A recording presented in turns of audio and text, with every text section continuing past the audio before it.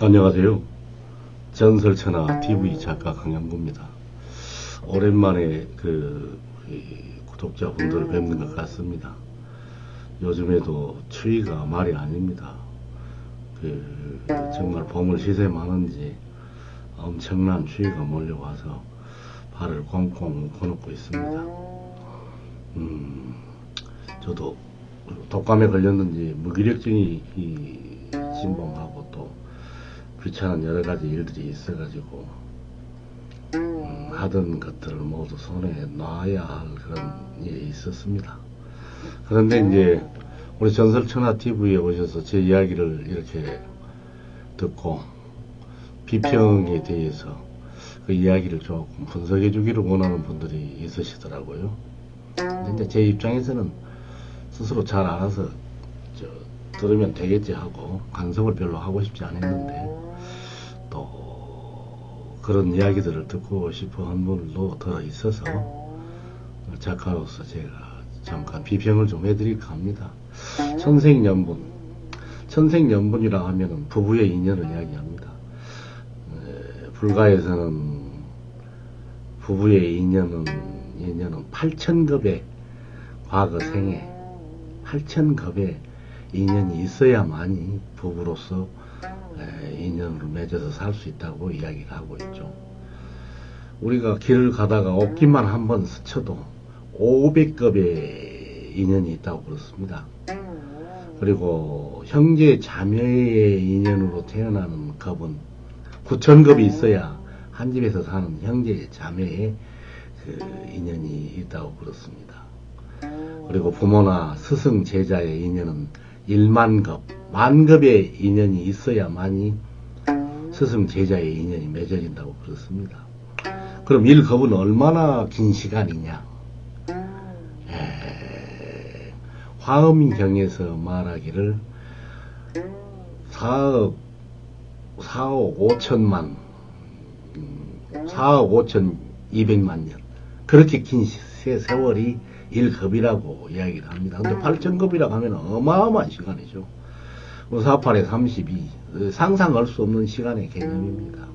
그런 긴 세월 동안 우리가 서로 만나야만이 부부로 인연이 맺어진다. 부모 자식은 1만급, 스승과 제자도 1만급.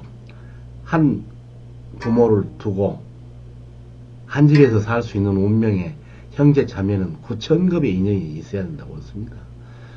1급이 그렇게 긴 시간인데 4억 5천만 5,200만 년, 어마어마하지 않습니까? 근데 그걸 이제 표현하기를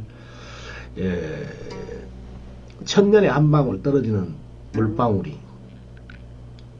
바위돌을 뚫는 그 시간이라고 그래요. 1,000년에 한 방울 떨어지는 그 물방울이 바위돌을 뚫는 시간이 1급이다. 또 비단 같은 옷을 입고 무덤 앞에 비석, 대리석으로 된 강한 돌로 만든 비석을 그 잠자리 같은 옷으로 100년에 한 번 선녀가 내려와서 스치고 지나가는데 그것이 닳아서 없어질 시간, 그게 바로 1급의 시간이라고 그렇습니다.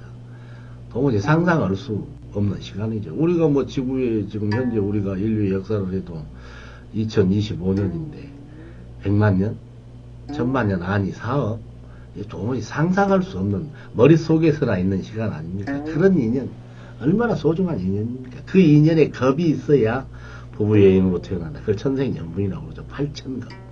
그리고 스승 제자는 만급. 부모 형제는 9,000급. 스승이나 부모의 연은 만급. 상상도 할 수 없는 세월의 어떤 인연이 덕게 칠해져야만이 그런 인연이 있다고 그러죠. 참으로 소중한 것이 인연입니다. 근데 그 인연 떨어지니까 서로 헤어지는 거 아니겠습니까? 근데 여기에서 이석갑도 보세요. 이석갑이라는 사람이 부모가 일찍 돌아가시고 어떻게 되죠? 일꾼살이로 어려서부터 석고를 베는 초동으로 들어가서 일을 배워서 그 김영감이 이제 시집장가를 보내주는 약속을 지키는데, 세상에 그 부엌대기로 일한 칠순이가 못생기고 보기 싫다고 첫날 밤에 그 배를 찌르고 도망갔지 않습니까? 먼 산골로 도망갔어도 다시 만나게 되는 인연이지 않습니까? 인연은 도망가지 못한다고 그렇습니다. 그런 소중한 인연인데 참 우리는 그런 소중한 인연들을 깊이 생각하지 않죠. 그리고 외모로 따지고 또 물질 가진 걸로 따지고 요즘에 손바닥 뒤집기보다도 더 쉽게 만났다 헤어지는 것이죠. 근데 인생이란 참 오묘해요. 저도 이 사람 저 사람 이 여자 저 여자 이렇게 무슨 업을 하다 보니까 직원으로 쓰기도 하고 만났다 헤어진 사람이 있는데 참 조신하고 예쁘고 성실하구나 이렇게 생각하는 사람이 나중에 들어보니까 아주 천하의 바람둥이였다는 소문이 들리고 또 돈 많은 남자들만 꼬시는 아주 그 질이 나쁜다는 그런 사람이 거짓을 할 수도 없고 또 거짓이라는 게 영원히 관짝게 못이 박힐 때까지 거짓이 갈 수도 없어요. 제가 그래서 깜짝 놀란 경우가 많습니다. 향을 싼 종이는 향내가 나고 물고기를 싼 종이는 비린내가 난다고 하지 않습니까? 자기 행동 그 자체도 하늘이 보고 있다는 말이 맞아요. 누군가를 통해서 어떤 인연이 되면 그 사람의 모든 행실이 귀로 들어오더라고요. 그래서 깜짝 놀랐어요. 야, 그래서 행실이 그랬구나. 근데 우리는 그 인연의 소중함만 알아도 이걸 함부로 손바닥 뒤집듯이 바꿀 수는 없구나. 이제 이석갑도 그런 행동을 하고 강원도 깊은 산골짜기로 도망을 가서 사는데 이제 조그마한 오두막이라도 장만해가지고 살려고 할머니에게 중신을 부탁했는데 이야 칠순이가 이제 세월이 흐르니까 용모도 변하고 그래서 그렇게 다시 인연이 된다는 이야기입니다. 아무래도 우리 조상들은 인연의 소중함 인간 삶이 어떤가 그것을 인연은 참으로 소중하니까 그런 인연을 함부로 대하지 말라. 악연으로 맺어서는 안 되죠. 선한 인연으로 서로 잘 살다가야지 않겠는가. 특히 부부의 인연은 남 모르는 사람이 만나서 서로 살다가 가정을 이루고 사는데 8천급, 9천급, 1만급의 연이 있어야만이 만난다는 그 소중함을 일깨워준 것 같습니다. 근데 이제 서로 재밌는 이야기가 하나 있어요.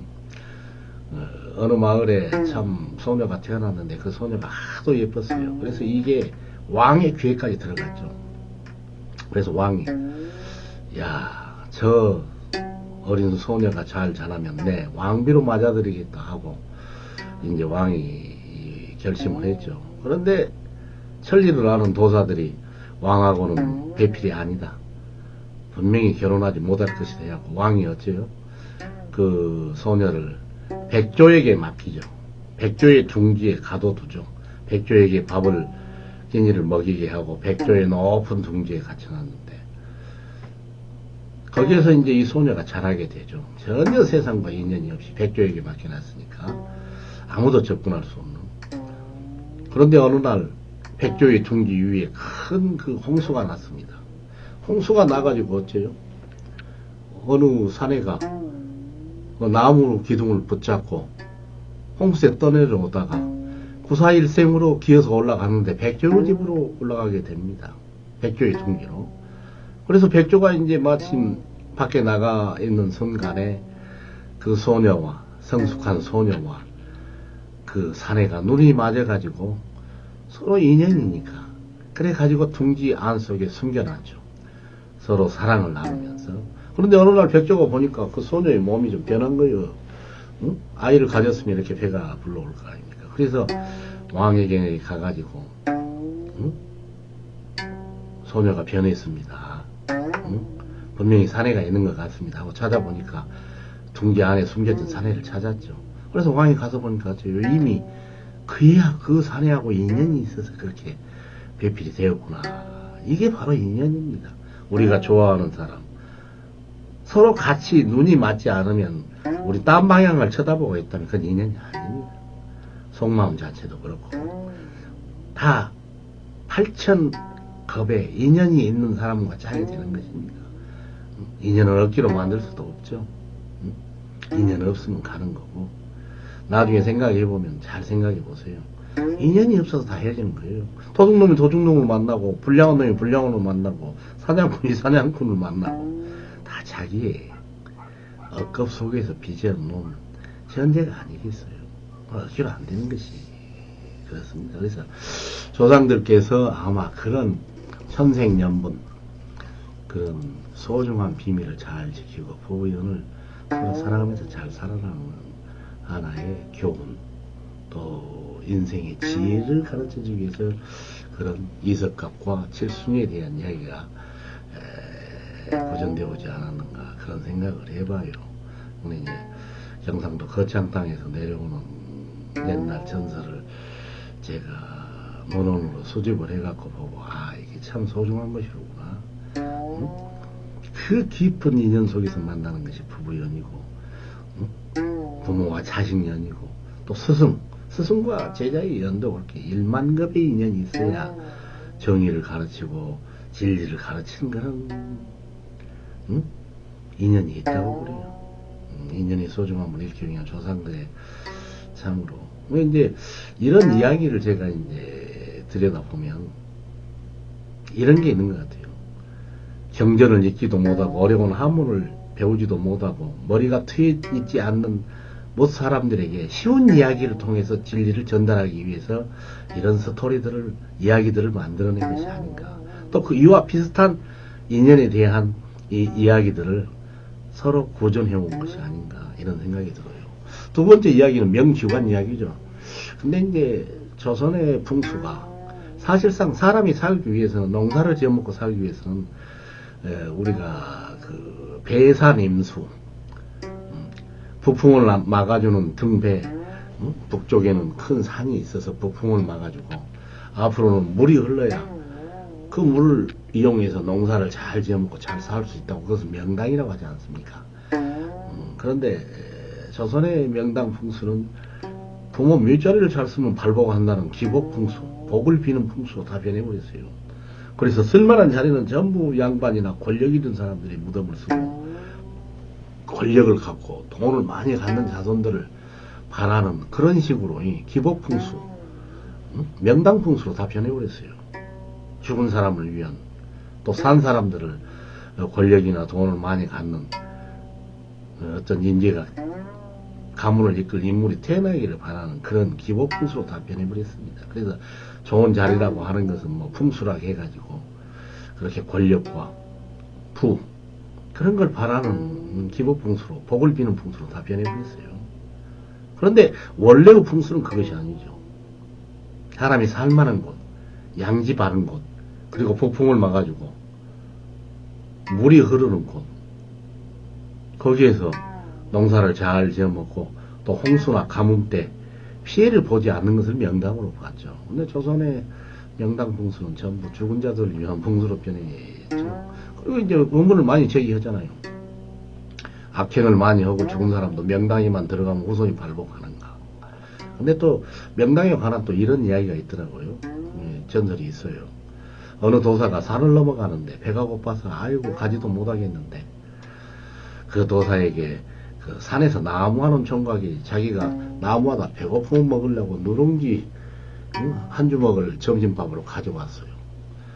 그런데 보니까 늙은 도사께서 허기가 져갖고 있는 것을 보고는 노인장 허기가 지시는데 아무것도 드시지 않은 것 같습니다 하고 자기가 가지고 온 그 밥을 드립니다. 저는 괜찮으니까 드십시오니까 노인장께서 아니 나무 한 사람이 먹어야지 왜 나를 줘. 그래도 허기가 지신 것 같으니 드십시오 해서 그것을 얻어먹고는 이 풍수를 잘 아는 명당을 잘 아는 이 노인장께서 참 저 젊은이 정도 된다면 좋은 자리를 가르쳐줘도 좋겠다 하고 부모님은 잘 계시는가 했더니 아버님이 돌아가셨는데 초분 풀로 이어놓은 그곳에다가 먼저 이 살이 다 흩어지면 옛날에 뼈를 골라서 명당에다 쓰고 그랬죠. 초분만 짓고 아직 정식 장례는 못 지었습니다 하니까 어때요? 그래? 그럼 내가 자네처럼 선량한 청년에게 내가 그 자리를 하나 봐주겠네. 내가 산을 올라오면서 존자리를 하나 봐놨네 하고 거기다 가가지고 이제 그 자리를 가르쳐주고 여기다가 무덤을 쓰면 발복하고 돈도 많이 벌고 자손도 번창하고 부자가 돼서 잘 살 것이냐고 가르쳐줬단 말이에요. 그래서 이제 한 5년 뒤에 그 도사가 거기를 지나가다 또 그 생각이 나는 거예요. 그 총각이 정말 잘 먹고 잘 살까 내가 가르쳐준 자리에 가서 보니까 어째요? 그 자리를 가봤겠죠, 도사께서. 근데 아니 무덤을 써놓긴 써놨는데 엄청나게 그 풀들이 자라고 있어. 아무도 돌본 사람이 없어요. 그럼 필시 무슨 일이 있구나 이 도사께서 생각을 하고 그 마을로 내려가서 그 청년을 물어봤죠. 그 청년은 어떻게 잘 사요? 그랬더니 그 마을 사람들이 그러는 거예요. 저 아버지 무덤 쓰고 그 한 달도 못 지났는데 급살 맞아서 죽어버렸습니다. 그래서 그래?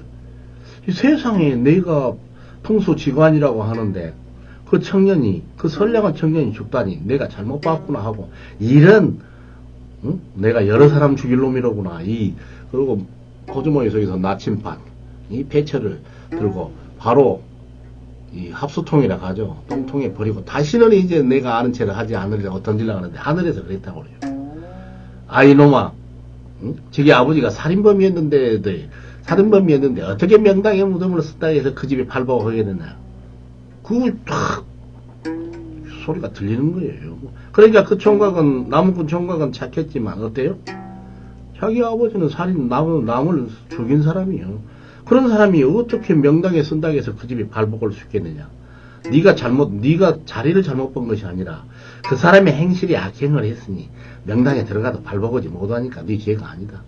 이런 전설도 있어요. 근데 여기 명지관의 전설도 참 재밌잖아요.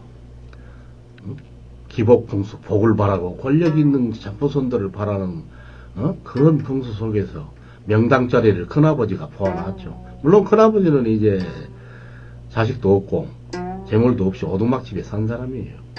그래서 자기 동생이 부잣집 자기 동생이 죽자 자기 조카가 큰아버지 자리 하나 잡아주십시오 하니까 그 큰아버지가 그러잖아요. 조카를 실험하는 거죠. 야, 너 전 재산을 나한테 줄 수 있느냐 자리 잡아주면. 근데 어때요? 예, 드리겠습니다 큰아버지. 아버지를 위한 효고 또 큰아버지께서 좋은 곳에서 사시고 싶다면 그렇게 하십시오. 전 재산을 누가 줄 수 있겠습니까? 그걸 딱 보고 자리를 잡아주잖아요. 근데 그 좋은 자리는 또 고사 담아라. 좋은 곳에는 또 마가 낀다고. 또 좋은 자리 쉽게 차지할 수 없어요. 주인이 아니면 명당에 들어갈 수 없다고 그래요. 그래서 귀신들이 장난을 치는데 거기에서 그 조카 며느리하고 둘이 단둘이 보냈는데 거기에서 사실상 합궁을 해서 재상이 될 아이가 잉태하자 귀신들이 자리를 내줬다고 하지 않습니까? 이것이 꼭 복을 바라는 행위, 권력을 바라는 행위가 아니라 큰 그릇 정도 되어야 큰 사람도 나오고 큰 자리도 차지한다고 그랬지 않습니까? 좋은 집 명당 자리에서 사는데 그 사람이 욕심이 많고 소인배처럼 행동한다면 그 명당 자리에서 그 사람을 쫓아낸다고 그래요. 너는 이런 명당에 살만한 위인이 못 된다. 그렇게 욕심이 많고. 그러니까 사람도 만나면 그래요. 마음이 크고 그러지 큰 사람을 만나서 물고하고 방금 전에 말했던 그 천생연분처럼 그렇게 인연이 되어 있음에도 불구하고 그릇이 안 맞죠. 짝이 안 맞으면 가게 됩니다. 부서지게 됩니다. 왜? 노루는 노루끼리 살아야 되고 다람쥐는 다람쥐끼리 살아야 격이 맞고 여우는 여우끼리 살게 되고 늑대는 늑대끼리 살아야 돼요. 그럼 궁합이 안 맞을 것 아닙니까? 성격도 다르고. 그럼 내 자신의 마음의 크기를 키워놓은 다음에 명당을 가질 수 있어야 한다는 것이죠. 그래도 비판적인 명지관 그 자체도 큰아버지가 사심이 없고 다 가질 수는 없어요. 돈도 많고 지위도 높은 사람이 천리까지 한다? 그건 아니에요. 한 가지 재주는만 제대로 가져도 밥만 먹고 살아도 되는데 다 가지려고 하잖아요. 돈도 가져야 되겠다. 뛰어난 자식도 가져야 되겠다. 이쁜 마누라도 가져야 되겠다. 지위도 높은 데 올라가야 되겠다. 이게 되겠습니까? 항상 다 채워진 그릇은 비워지게 돼 있고 더 이상 들어가지 않죠. 그릇이 1만 원인데 거기다 물을 아무리 좋은 걸 부숴도 다 흩어질 것 아닙니까? 그러니까 높은 산에 올라가면 주위에서 어째요? 반드시 내려갈 길이 그 다음이에요. 산장에 갔으면 내려와야죠. 벼랑인 데를 가면 떨어져 죽겠죠. 높은 자리에 올라갔는데 잘못 내리면 죽게 되는 겁니다. 그러니까 달도 차면 기운다. 보름달이 됐는데 어떻습니까? 백제는 보름달, 신라는 초승달 해갖고 초승달은 미래로 커져가지만 백제는 다 찼으니까 이제 기울어질 밖에 없다. 그런 노래도 있었다는 구전된 설화도 있잖아요. 바로 여기에서도 굉장히 그 큰 가르침을 줘요. 물질에 현혹되거나 자기의 사심에 현혹된 사람이 어찌 천하 명당을 가질 수 있고 큰 자식을 기를 수 있겠습니까? 서로 지위는 높은 사람을 만들어낼 수 있겠죠. 네. 공부 잘해가지고 사법고시 하거나 뭐 어디 해서 뭐 학자도 될 수 있겠지만 그 사람이 그릇까지 큰 것은 아니잖아요. 그러나 주인은 갖지 않아도 어째요? 큰아버지처럼 아무것도 갖지 않아도 천리를 다 깨닫고 산 사람들 이걸 선비라 하죠. 응? 도사를 가기도 하고 응? 누굴 바라겠습니까? 지위만 높아서 응? 악업을 쌓는 그런 인재를 바랍니까? 근데 이 전설도 굉장히 제가 보니까 충청도 천안에서 참 뜻있는 전설이에요. 복을 받아서 명당에 부모를 써야 자리를 써야 뭐 큰 인물이 나온다. 그것은 1차원적인 생각이고 그만한 기국이 있어야죠. 명당에 살 만한 명당을 잡을 만한 큰 그릇이 되어야만이 하늘도 그 사람에게 집도 주고 자리도 준다. 이런 깨달음을 준 거예요. 누가 큰아버지가 자기 동생이 죽고 조카가 안 온다면 너 인마 전 재산 큰아버지께 다 줄 수 있어? 누가 그런 실험을 하겠습니까? 정에 빠져서 우선 주고 그러나 그 큰아버지는 천리를 알기 때문에 이놈이 어느 정도 되는가 그런 명당 자리를 차지할 만한 그릇이 되는가 또 꼭 귀신들이 있는데 이런 잡귀들을 의기로서 누르고 그것을 극복해낼 수 있는 힘이 있는가 그런 어떤 그 과정들 속에서 이루도록 만들어내잖아요. 물론 이제 그 조카도 이제 그 큰아버지의 뜻을 알고 좋은 집을 지었고 그것까지 잘 모셨고 또 인물이 나더라도 그런 곳에서 그 정도의 생각이 있는 사람 정도 되어야 자식이나 손자가 나와도 큰 걸 배우겠죠. 할아버지란 사람이 돈에 욕심이나 눈이 어둡고 아버지란 사람이 지위만 쭉쭉 아첨아부하고 이런 밑에서 자식이나 손자가 어떻게 되겠습니까? 그런 거나 배우다가 결국 어때요? 파멸당하게 되겠죠. 그리고 최고의 이야기꾼도 참 저는 이 이야기를 접하고 상당한 그 충격을 좀 받았어요. 야, 최선비가 과거에 급제해가지고 출세를 하겠지 했는데 그 노잣돈을 여비를 마누라가 막판에는 절반밖에 주지 않았는데 그 절반 준 것이 부족한 것이 큰 걸 이루게 되잖아요.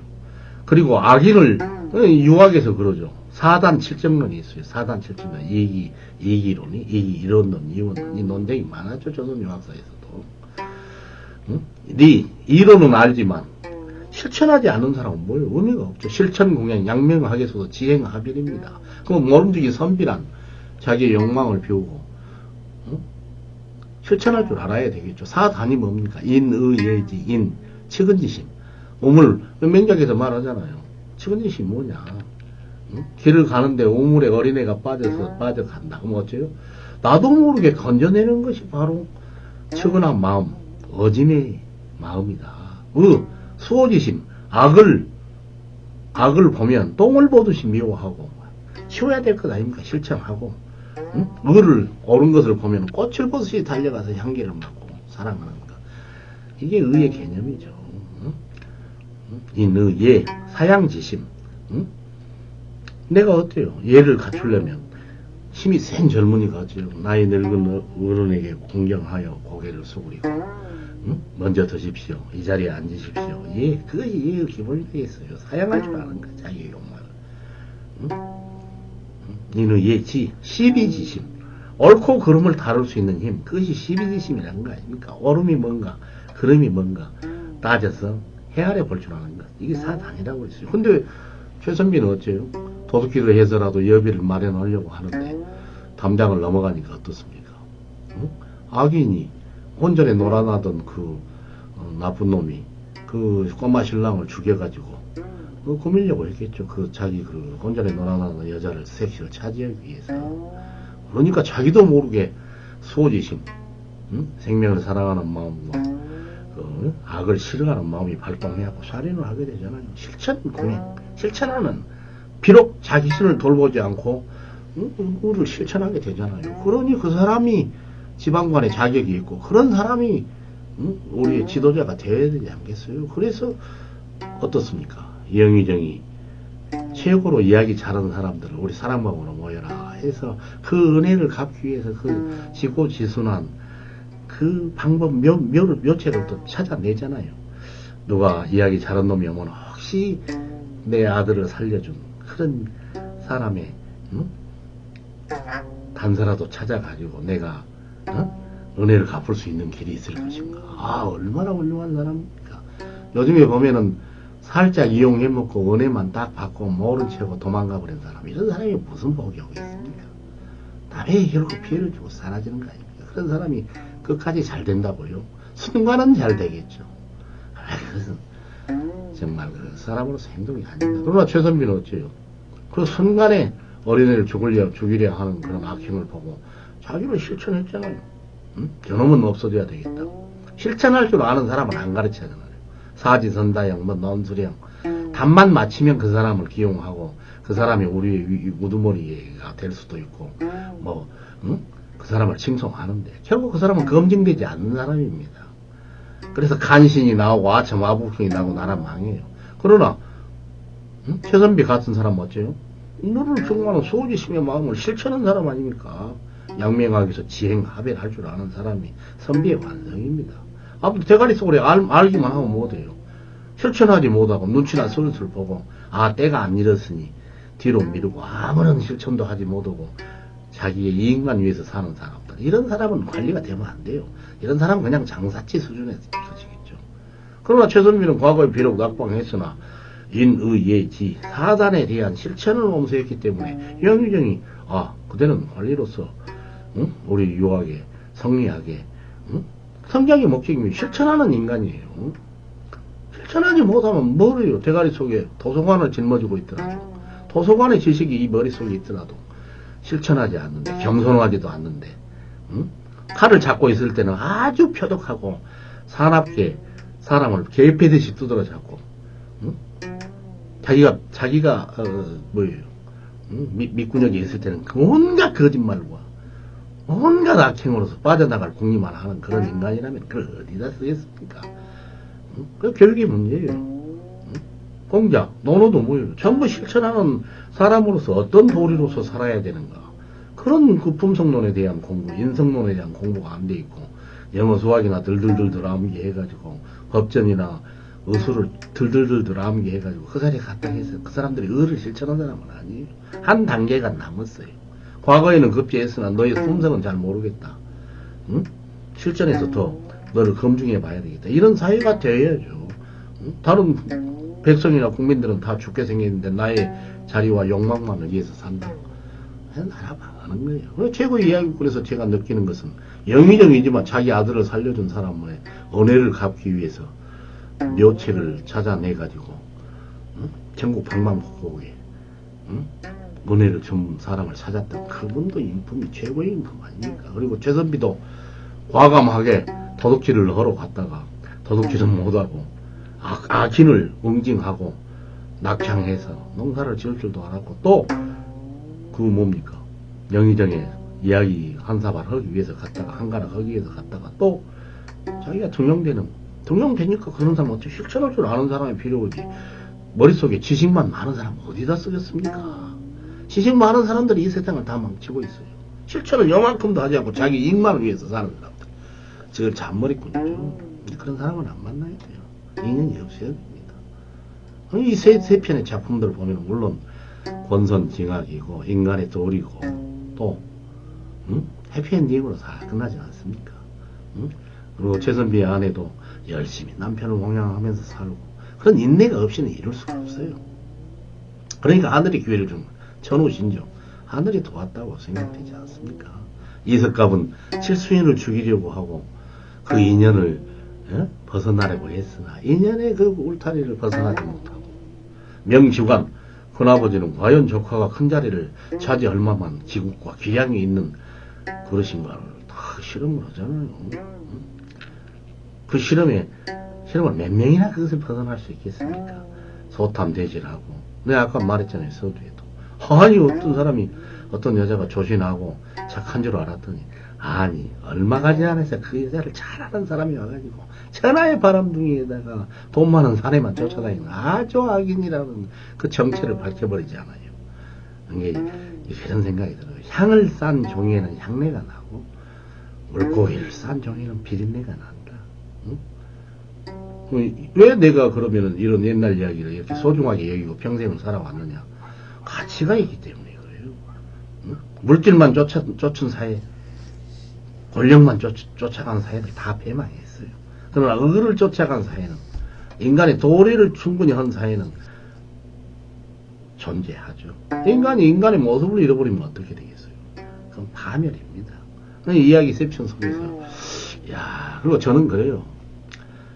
허무맹랑한 귀신 이야기나 완전히 음담배설 같은 그런 옛날 이야기를 저는 이런 걸 별로 조제로 삼질 않아요. 서로 음담배설에 들어가 있을지라도 그 주제가 확실한 이야기만 저는 작품화 시켰던 것입니다. 그리고 인간에게 유익한 건 물론 이제 뭐 권선징악이라든가 해피엔딩, 응? 이런 것이 주제가 됐을지언정 그것은 망고의 진리예요. 그럼 악행을 해라. 응? 잔머리 잘 써가지고 이겨본 놈이 그 돈만 많은 놈이 이 세상의 주인이다. 그게 맞습니까? 그 전통의 좋은 가치를 응? 조상들이 살면서 깨달은 지혜들 우리는 그런 것을 이어가야 됩니다. 그래서 이 세 편 다 굉장한 의미가 있고 또 햇빛이 번쩍 들고 해피엔딩으로 끝나서 기분이 좋지 않습니까? 아무튼 이런 제가 제 나름대로 비평들을 해봤는데 이게 명당 찾을 필요 없어요. 우선 마음을 바르게 하고 성실하게 살아야 됩니다. 그 다음에 명당이 오는 것이지. 명당에 무슨 쓴다고 해서 무슨 뭐 발복하고 권력자 나와서 뭐 어디다 쓸 것입니까? 자기나 배불리 처먹고 자기나 높은 자리에 앉아서 칼 휘두르는 그런 사람 바랍니까? 높은 자리에 가면 높은 자리의 역할을 100번 발휘해서 자기의 생명을 버릴 줄 아는 사람을 우리는 높은 사람이라고 할 만하고, 또 돈이 있으들 못해요. 혼자나 잘 먹고 잘 사면 뭐 의미가 있습니까? 악인이 부자가 되면 만 백성이 괴로워버려요. 응? 그러나 선인이 부자가 되면 만 백성이 선인에 도움이 되겠죠. 그리고 깊이 생각해봅니다. 요즘에 대박 나시오 뭐 돈에 한장병이 들려서들 사는데 그 돈 어디다 쓰려고 그래? 다 쓰지도 못하고 죽어요. 그걸 자손에 남겨도 못해요. 그 돈 때문에 쓸만한 자식 한 놈도 건질 수가 없어요. 돈에 미쳐서 엉청망청하다가 응? 인간 베리게 되는 건 별 봤어요. 다 그래요. 돈이 없었을 때 삶을 깊이 있게 지혜를 깨달은 그런 후손이 필요한 것이지. 응? 큰아버지가 알잖아요. 응? 우리 조카가 저 좋은 명당 자리를 차지할 만한 기국이 있는가? 응? 전 재산을 내놔봐라. 드리겠습니다. 응? 그런 걸 배워야 돼요. 명당에 써가지고 무슨 뭐 재상 나오고 영의정 나오고 썩어빠진 놈 나오면 뭐는 겁니까? 권력만 있고 집고서 그놈들이 다 망해요. 간신이나 배신자 나라까지 망하죠. 이야기 셉션이 항상 버릴 것이 없어요. 아무튼 제가 또 이야기 많이 했습니다. 많이 아프고 어지럼증이 좀 많았는데 겨우 독감 요새 증세가 그런다 그러더라고요. 무기력증에 빠지고 머리가 빙빙 돌고 입맛도 없고 또 입안이 마르고 제가 그런 요상한 독감 바이러스에 걸린 것 같아요. 근데 그것이 한 달 내지 2달 간다고 해요. 여러분들도 아무튼 건강이 우선입니다. 저도 이번에 깊이 알았어요. 그리고 이 추위가 이렇게 봄이 오는 길목에 자리 잡고 있으니 언제나 좀 따뜻한 계절이 올려니 저는 추위를 몹시 싫어합니다. 아무튼 오늘 긴 이야기 여기서 그치겠습니다. 아무튼 우리 전설천하 TV에 우리 조상들이 남긴 이야기들 다른 민족의 조상들이 남긴 이야기보다 뒤진 것이 전혀 없으니까 심심할 때 들어보시고 왜 저런 이야기를 우리 조상들이 남겼을까 한번 깊이 생각해 보시기 바랍니다. 다 이게 약이 되고 또 인생의 등불을 밝혀주는 것 아닙니까? 또 즐거움도 주지 않아요? 하찮은 쾌락적인 것보다도 어떤 정신적 즐거움이 오는 게 최고의 작품이라고 생각하지 않습니까? 모처럼 좀 떠버려 봤습니다.